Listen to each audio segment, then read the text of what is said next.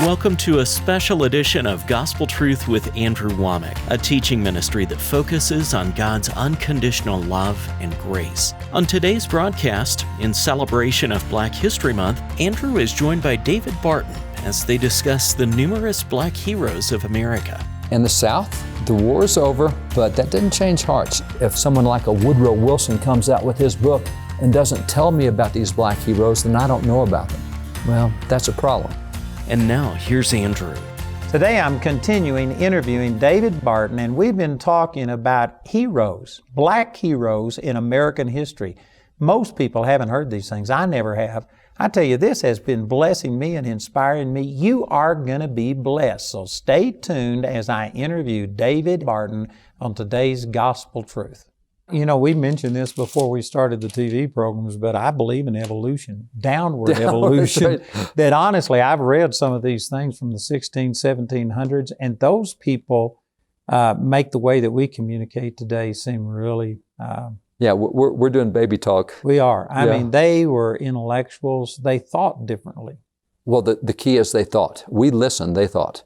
In the 1920s, this is a different thing, but in the 1920s, progressive reformed education made 5 major pedagogical shifts. One was we used to teach students how to think. Now we teach them how to learn. And as learners, and here's one of the great indications. We did not have multiple choice, fill in the blank, or true-false questions until the 1920s. And the purpose of that is, instead of focusing on you as a student and teaching you how to think, I want you to repeat what I told you. Did I tell you A, B, C, or D? I told you this, true or false. Now what we're doing is spitting back whatever the teacher tells us, which is, oh, I saw it on the internet. Well, I heard it on the news. Have you thought about it? Is there another side to it? Well, I heard it, I saw it, I read it. We're learners now, and so we receive whatever somebody, including about Black history, because it is just wrong to teach Black history only from a Southern view and not teach all the heroes and overcomers and all the massive contributions we have from so many others. And that's because we're not the same intellectual level of thinkers. We're now listeners and learners. And if someone like a Woodrow Wilson comes out with his book and doesn't tell me about these Black heroes, then I don't know about them. Well, that's a problem. We got to get out. We've got to teach ourselves to fish rather than having somebody give us fish. So after the Civil War, of course, the South was subjected, but did that change their heart? Did they just all of a sudden the war is over, and so did they accept the Black? What happened? In the South, the war is over, but that didn't change hearts. Law does not change hearts. That's why having gun control laws will not change the hearts. And that's what you see in the South. If you've been a racist, I can pass a law saying you can't be a racist anymore.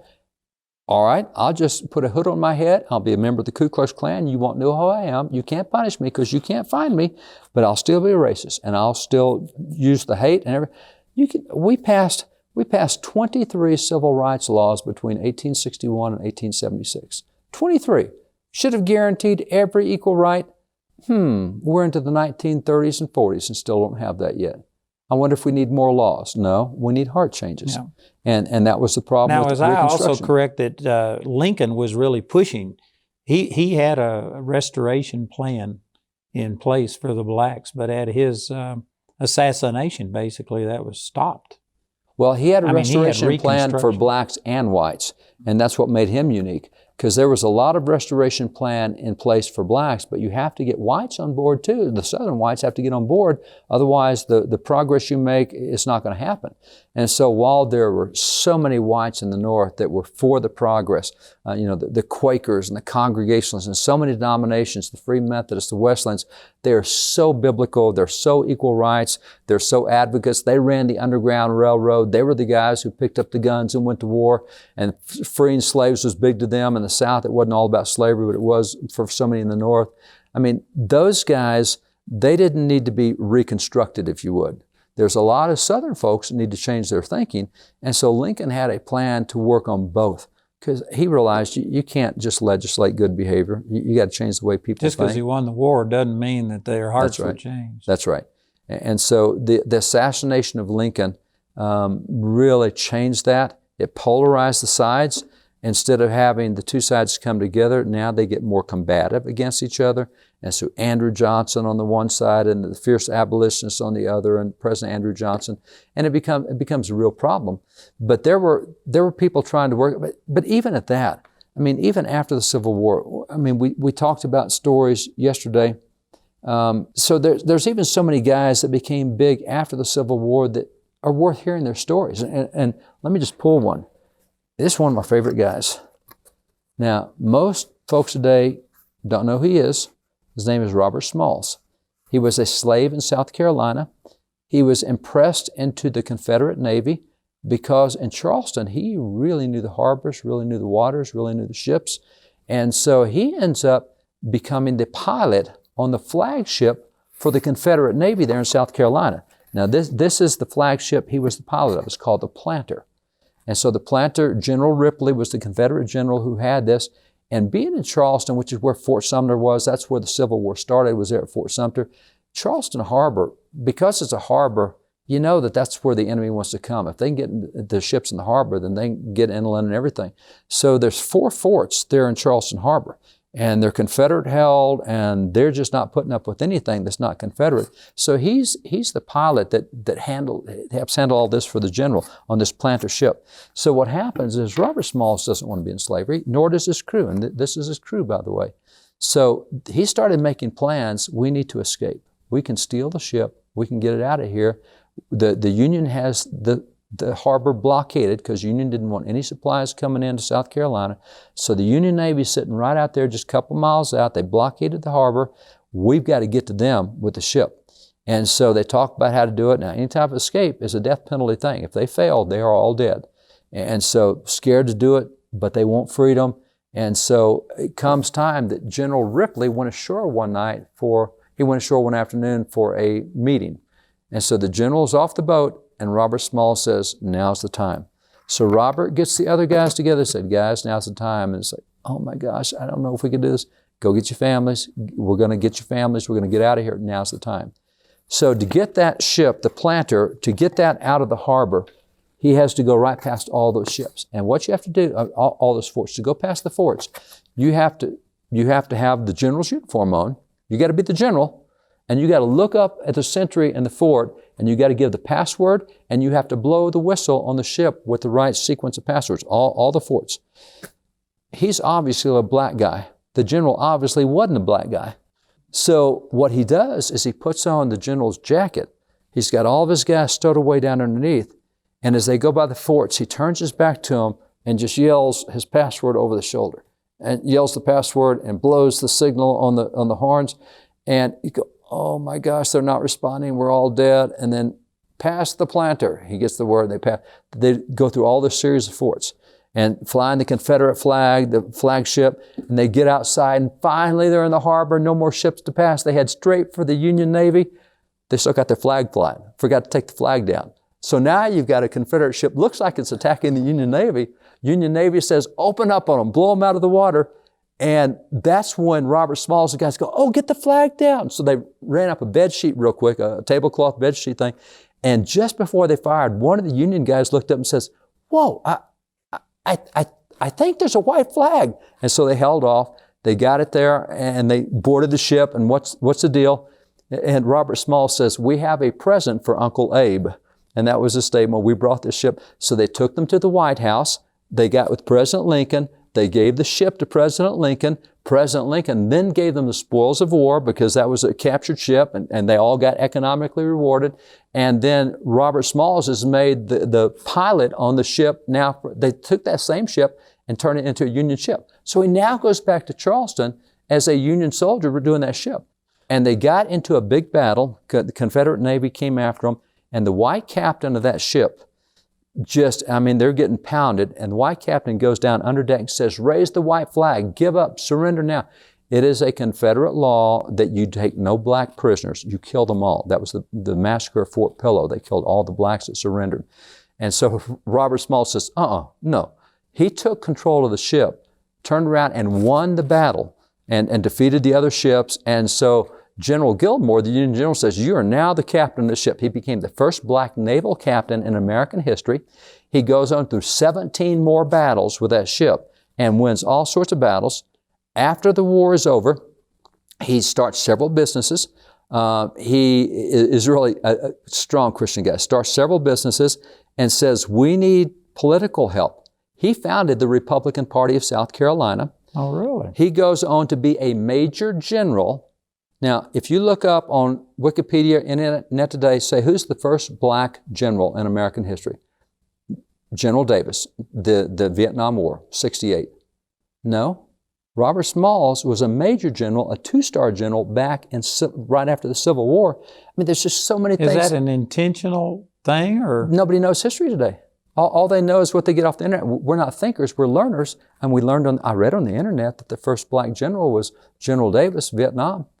No, 2-star general Robert Smalls back then. And so he goes on to be a member of Congress. He's elected as a member of Congress. He's one of those first 23 guys elected. So this would have all been in the late 1860s, 70s? This is in the period from about 1863 through about 1870, 72. He served a number of terms in Congress from South Carolina. So, we look at these guys and they just did remarkable stuff, like a Robert Smalls. And we go, wow, that's a really cool story. And it is. And even if I take this, now, that's United States currency. But what nobody pays attention to is right down here, there is a name right there that says B.K. Bruce. That's Blanche Kelso Bruce. He's the second black U.S. senator in American history. Hiram Rhodes Revels was the first. And then the second, also from Mississippi, Blanche Kelso Bruce. Blanche Kelso Bruce is the first black man to be nominated for Vice President of the United States. James G. Blaine was nominated for President. Blanche Kelso Bruce nominated for Vice President. He was not elected. It was a different ticket elected. But then President Garfield, who had been a general in the Revolution, helped with the civil rights laws, he appointed him over the Treasury. And so now he's in the Treasury, and he's the registrar of the Treasury, putting his name on all pieces of money. I've never heard any of this stuff. Never. That's not a small thing. And No, by the that's way, huge. Grover Cleveland reappointed him. So there's 2 rounds of currency that have Blanche Kelso Bruce on it. Blanche Kelso Bruce, strong Christian guy, helped do seminary kind of stuff. So, I mean, black heroes it sounds everywhere. like that from the Civil War and maybe a decade or so later that the blacks were making some huge inroads and stuff. So how did we get from that to where they were beginning to have influence back to where we are in the early 1900s that they were just totally oppressed? Let's go through the influence and the growing influence they had. Because with the 13th Amendment being passed by Congress, 1865, we've now ended slavery. 240 years, there's no more slavery in America. Well, the southern states said, okay, blacks may be free, but they don't get to own property, they don't get to marry, they don't get to own guns or weapons, they don't. So you have... Now, this was only in the South? Only in the South. Only in the South. And how many states was that? There were 11 Confederate states. Now, some of them were worse than others. There's no question. Some were, and there was still prejudice in places in the North as well. But by and large, we're talking generalizations. So generalizations, what you have is you have a lot of southern states that said, these guys are inferior and we're not going to... And by the way... So in other words, the war, they lost the war, but they weren't giving up. They had their states. Still fighting. They still had their states. As a matter of fact, let me pull out right here. This is the famous Dred Scott decision. The Dred Scott decision, the U.S. Supreme Court announced that blacks are not people, they're property. And one of the famous lines is, no black has any right which a white man is bound to respect. This was the view in a whole lot of the southern states. Now, the abolitionists said absolutely not. Abraham Lincoln said, ignore this decision. Now, that was a Supreme Court decision. That's the U.S. Supreme Court. So you have this mentality of Dred Scott still in much of the South. And so what happens is, even though the war's ended, they're saying, well, we have all these rights, Bill of Rights in the South, but they don't apply to black people. So in 1868, the federal Congress added the 14th Amendment, said, if you're a former slave, you get all the rights of a state citizen regardless of your race. So they can't tell you can't marry or can't own land or can't have a gun. Any right that anybody in the state gets, you get the same right. So that's the 14th Amendment. Now, most people would believe that didn't happen until the 1960s during the Civil Rights movement. That's right. Well, see, this is the next thing. Most people think it's the Voting Rights of 1965. The Voting Rights Act of 1965 is what guaranteed voting rights for blacks. No. Because even after blacks had the right for state citizenship, Still in the South, they would not let blacks vote. So in 1870, a new constitutional amendment was passed, the 15th Amendment, that said regardless of your previous condition of servitude, regardless of your race, you have the right to vote if you're an American citizen. So it's not the 1965 Civil Rights Act, the Voting Rights Act that gave blacks the right to vote. It's a constitutional amendment in 1870. But people in the South found ways to get around that. So what happens is now that blacks can vote, you're looking at states like South Carolina where there were more slaves than there were white people. Well, guess what? All those slaves are now voters, and they're now free, and they're not going to vote for a bunch of guys who put them in slavery. So suddenly you start seeing all over the southern states, blacks are elected to office at an incredible rate. But the deal is, at that point in time, politics being what it was, you had a number of anti-slavery parties in early America as you get in the 1830s, 40s. You had the Abolition Party, the Liberty Party, the Emancipationist Party, the Free Soiler Party, and you had the Whigs, and you had Democrats, and you had all these parties. The Democrats are consistently the ones who said slavery is good for the black. And that's in their platforms. I have the Democrat platform from 1864, and Democrats say slavery is good for the blacks. The Democrats gave out the Dred Scott decision with the platform to say, see, even the Supreme Court has acknowledged that slavery is good for the blacks. And so what happens is when blacks become free, they say, Abraham Lincoln is the first Republican guy, and he gave all this for us to be free. We're going to be Republicans. And so at that point in time, that's why we talked about Robert Smalls. He founded the South Carolina Republican Party. So here's where it gets interesting. You're now having blacks voting, electing people. The first 190 blacks elected to office in South Carolina were all Republicans. I'm from Texas. The first 41 blacks elected to office in Texas were all Republicans. Matter of fact, the Republican Party of Texas was started on the 4th of July, 1867 by 150 blacks and 20 whites. So Southern Republican parties were started by blacks. The first 137 blacks elected to office in Louisiana were Republican. The first 99 in Alabama, 112 in Mississippi, 41 in Georgia, the first 41 in Florida. It's just amazing. We don't know that part of our history. So this begs the question, if they were all voted into these offices and stuff, how come it didn't change? Here's what happened is now that these guys are holding office and have power of government, a lot of the other guys didn't like that. And so in 1866, as all this change is taking place and blacks are being elected to office all over the United States, there's a group that says we have got to get control of politics away from the Republicans, because all the blacks are Republicans.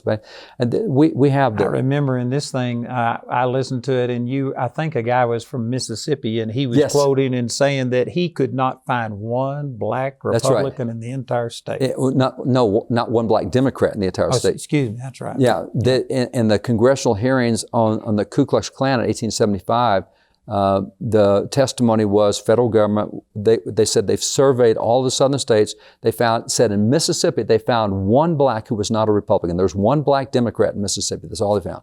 So the deal is you got to get control away from the Republicans. The KKK, the Ku Klux Klan, was founded in 1866 with the stated purpose of taking power back from the Republicans. Now, if you're going to take power back from the Republicans, who are you going to target? Republicans. In the South, nearly all Republicans were black. Now, some were white. As a matter of fact, this is a Ku Klux Klan hit card from 1868. On the back of this card, it gives you the names of all... Is that an original? This is an original. Wow. That's an original Klan card from 1868. It gives you the names of all the guys you're after here on the back. Wow. These are you got to... Now, what you have here is 63 faces, 63 pictures, 63 names. They're all legislators. We're going to get rid of Republicans. So what you have here is 50 black faces and 13 white faces. So the Klan was after Republicans. Now, most people don't know that between 1882 and 1962, there were about 4,800 lynchings in America, which is, the Klan used lynchings. We have, several lynching pictures here, Klan pictures.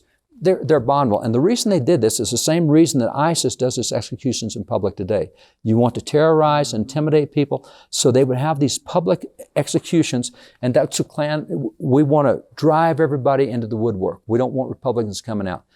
So of the 4,800 lynchings that happened in America by the Klan, and lynchings and racist stuff, 1,300 lynchings were of white guys and 3,500 lynchings were of black guys. And most people have no clue that the Klan lynched, but it was about 1/4, because you could say back then, any black you find in the South, they're going to be Republican. Now, you can't lynch every white because some might be Democrat, and that was the mentality. So in the hearings in Congress, the Democrat members of Congress and the Klan both said that the Klan was a political organ of the Democrat Party. We acknowledge that because we're trying to get our state back from these black Republicans. So that's where the Klan got started. People don't know that. It's like, how can you say that? I can say that because the documents are right here. This is fact, and it may not be in textbooks today. You can go online, you can go to all the congressional records, you can go to all the hearings, you can go to all the photographs. This is not stuff that is made up. You know, just to verify this, Jamie read Ulysses S. Grant's biography, and in there he was talking about after the Civil War. And again, you can put all of this in its proper perspective, but they actually sent troops into the South to enforce some of these rights that they had given the blacks, and yet the South just resisted them. And he gave a specific example of a black man who was elected to office in Louisiana, and I mean the Democrats just turned out en masse, and they began to start killing people and refused to allow this guy to take his office. The Colfax incident in Louisiana resulted in the deaths of about 20 folks because they rushed the new elected official and killed all the folks around him trying to kill him. Federal troops came in and saved the guy from being killed. So what happened is, even though we passed the 13th, 14th, and 15th Amendments of the Constitution, we've passed those amendments. Even though we passed them, and none of the southern states were allowed back into the United States, not allowed to become part of the United States unless they agreed to abide by those amendments. They've all agreed to do it. They still did not do it at the state level. And so that's where federal troops were sent in Reconstruction. Reconstruction officially ended in 1876.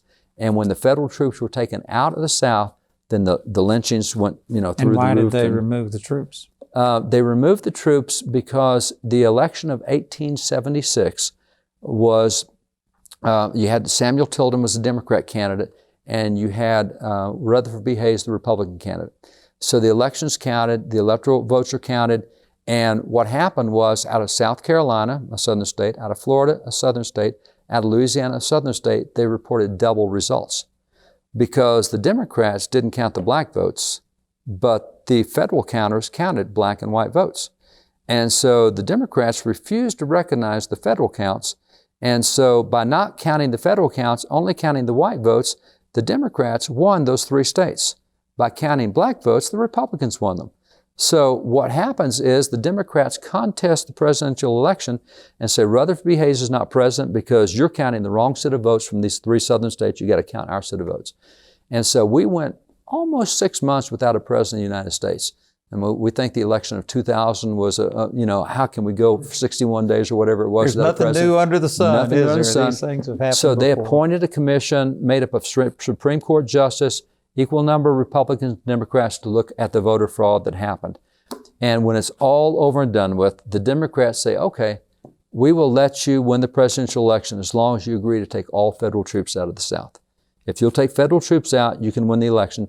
So Samuel Tilden, Democrat candidate, did not win. Rutherford B. Hayes, the Republican president, did, but all federal troops are now gone, which now puts it back in the hands primarily of people who are very anti-civil rights. Now, civil rights, we had the federal bills.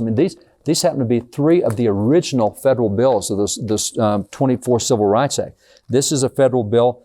This one is to equalize the pay of soldiers in the American Army. Black and white soldiers get equal pay. This is one that gives equal rights before the courts of law. In courts of law, blacks and whites are equal. This one is the Freedmen's Bureau to make sure that blacks are able to get all the things they need from the government. And so all of that's there. It doesn't matter that we pass that federally because in the South, they just ignore it. Man, if you watched all of today's program, I know that you were blessed. And I want to encourage you you need to not only get this, you need to get this so that you can go over it yourself, but so that you can share it with other people. We have 6 weeks worth of television broadcasts. The 2 that I'm doing here during Black History Month 2020, but also we have teachings that I interviewed David back in 2009 and also 2013.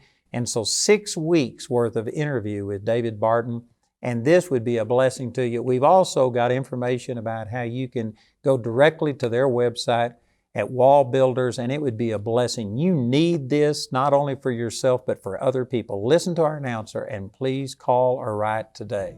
Today you saw a portion of Andrew's interview discussing Black History Month and the role Black Americans have played in America's history. This entire interview is available as part of the God and Country album, which also includes previous interviews with David Barton discussing America's godly heritage. God and Country is available in either a CD or DVD album made from our daily television broadcast. Each of these valuable resources is available for a gift of any amount when you contact us. We want to say a special thank you to the grace partners of Andrew Wommack Ministries. Your gifts make it possible to put free ministry materials into the hands of many people in need. If you're not already a grace partner, we ask you to pray about becoming one today. You can become a grace partner or order resources through our website at awmi.net. While there, you can discover more product details and download additional free resources. Or call our helpline Monday through Friday from 4:30 a.m. to 9:30 p.m. Mountain Time at 719-635-1111. We appreciate your generosity and hope to hear from you today. A lot of ministers tend to feel isolated. Some ministers have even been at the point of quitting. The 2020 Army Conference aims to solve that problem. An Army is a good way to network with other ministers that have the same spirit, are on the same page. I came to the Army Conference to connect, to be built up, to fellowship, and to tap into all the great resources the ministry offers. Through practical workshops and personal ministry in an intimate setting, you will enjoy a time of sincere unification and connection with other ministers. We want to see each other succeed, and we're here to support each other and encourage each other within ministry and what God has called each one of us to do for His kingdom. Make plans to join us at the 2020 Army Conference. Register now for this free conference on our website, awmi.net, or call us at 719-635-1111.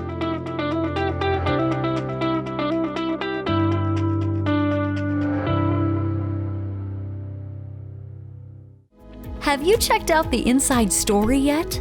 It's a great way for you to get an inside look of what is happening at Andrew Wommack Ministries. With over 6 years of interviews, there's a lot to get excited about. Check out this month's featured story today, only at awmi.net.